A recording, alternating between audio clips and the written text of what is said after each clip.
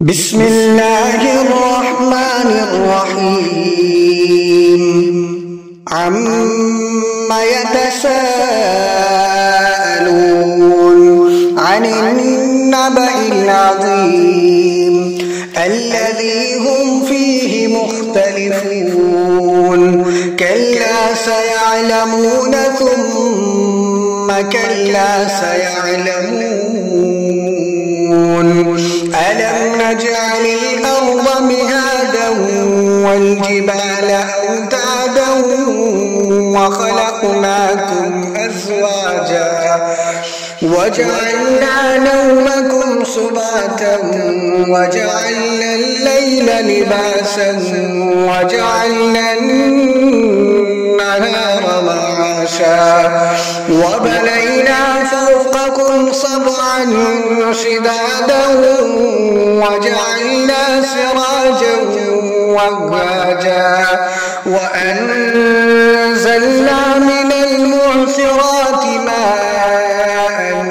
ثجاجا لنخرج به حبا ونباتا وجنات ألفافا إن يوم الفصل كان ميقاتا يوم ينفخ في الصور فتأتون أفواجا وفتحت السماء فكانت أبوابا وسكرت الجبال فكانت سرابا إن جهنم كانت مرصادا للطاغين مآبا لابثين فيها أحقابا لا يذوقون فيها بردا ولا شرابا إلا حميما وغساقا جزاء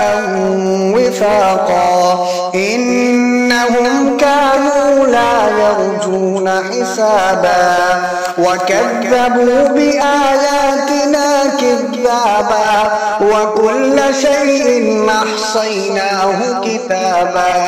فذوقوا فلن نزيدكم إلا عذابا إن للمتقين مفازا حدائق وأعنابا وكواعب أترابا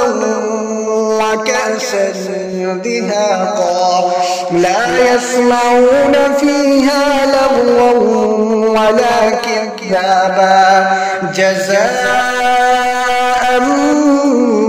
من ربك عطاء حسابا رب السماوات والأرض وما بينهما الرحمن لا يملكون منه خطابا يوم يقوم الروح والملائكة